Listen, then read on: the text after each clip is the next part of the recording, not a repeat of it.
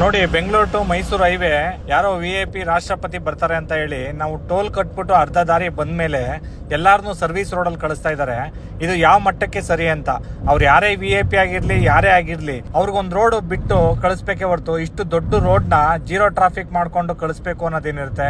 Common ಪೀಪಲ್ಗೆ ಯಾಕೆ ತೊಂದರೆ ಕೊಡ್ಬೇಕು?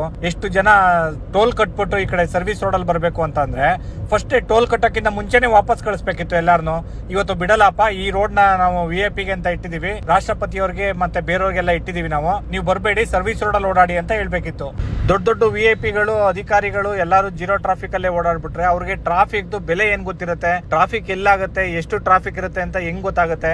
ಹಂಗಾಗಿ ಎಲ್ಲರಿಗೂ ಒಂದೇ ಇರಬೇಕು, VIP ಆಗ್ಲಿ ಕಾಮನ್ ಪೀಪಲ್ ಆಗ್ಲಿ. ಕಾಮನ್ ಪೀಪಲ್ ಇಂದಾನೆ VIP ಗೆ ಮತ ನೀಡ್ಬಿಟ್ಟು ಅವ್ರನ್ನ ಮೇಲ್ಗಡೆ ಕೂರ್ಸಿರತ್ತಾನೆ. ನಮ್ಮ ಜನಗಳು ಯಾರು ಕೇಳದೆ ಇರೋದಕ್ಕೆ ಈ ಮಟ್ಟಕ್ಕೆ ಬಂದಿರೋ ಅಂತದ್ದು. ದಯವಿಟ್ಟು ಎಲ್ಲಾರು ಕೇಳಿ ಈ ವಿಷಯನ. ಯಾಕೆ ನೀವು ಟೋಲ್ ಕಟ್ಬಿಟ್ಟು ನೀವು ಸರ್ವಿಸ್ ರೋಡ್ ಹೋದ್ರಿ? ಇಲ್ಲ ಅಂದ್ರೆ ಅದನ್ನ ರೀಫಂಡ್ ಮಾಡ್ತಾರ ಕೇಳಿ. ರೀಫಂಡ್ ಮಾಡಿದ್ರು ನಾವು ಆ ರೋಡ್ ಮಾಡಿರೋದು ಬರೀ VIP ಮತ್ತೆ ದೊಡ್ಡ ದೊಡ್ಡ ವ್ಯಕ್ತಿಗಳು ಓಡಾಡಕ ಅಥವಾ ಕಾಮನ್ ಪೀಪಲ್ ಗೆ ಅನುಕೂಲ ಆಗ್ಲಿ ಅಂತ ದೊಡ್ಡ ರೋಡ್ ನ ಕೋಟ್ಯಾಂತರ ರೂಪಾಯಿ ಖರ್ಚು ಮಾಡಿರೋಂತ ರೋಡ್ ನ.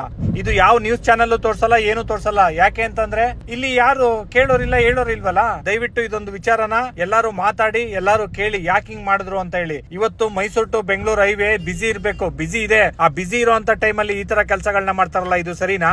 ಯಾವ ಕಾನೂನಲ್ಲಿ ಇದೆ ಅಂತ ಗೊತ್ತಿಲ್ಲ. VIPಗಳು ಜೀರೋ ಟ್ರಾಫಿಕ್ ಅಲ್ಲಿ ಓಡಾಡಬಹುದು ಅಂತ. ದಯವಿಟ್ಟು ಇದನ್ನ ಎಲ್ಲರಿಗೂ ಸಂಬಂಧಪಟ್ಟ ಅಧಿಕಾರಿಗಳು ತಿಳ್ಕೋಬೇಕು.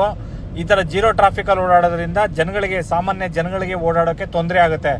ಕೋಟ್ಯಾಂತರ ರೂಪಾಯಿ ಬಂಡವಾಳ ಹಾಕಿ ರೋಡ್ ಮಾಡ್ಬಿಟ್ಟು ನಿಮ್ಗೆ ಜೀರೋ ಟ್ರಾಫಿಕ್ ಅಲ್ಲಿ ಹೋಗಕ್ಕೆ ನಾವೆಲ್ಲ ಸರ್ವಿಸ್ ರೋಡ್ ಅಲ್ಲಿ ಹೋಗ್ಬೇಕಾ? ಇದನ್ನ ಯಾವ ಚಾನಲ್ ಅವರು ಕೇಳಲ್ಲ. ದಯವಿಟ್ಟು ಇದನ್ನೊಂಚೂರು ಪಬ್ಲಿಸಿಟಿ ಮಾಡಿ ತಿಳಿಸ್ರಪ್ಪ ಜನಗಳಿಗೆ, ಎಲ್ಲರಿಗೂ ಗೊತ್ತಾಗಲಿ ಈ ವಿಷಯ. ಆದಷ್ಟು ಈ ವಿಡಿಯೋನ ಶೇರ್ ಮಾಡಿ.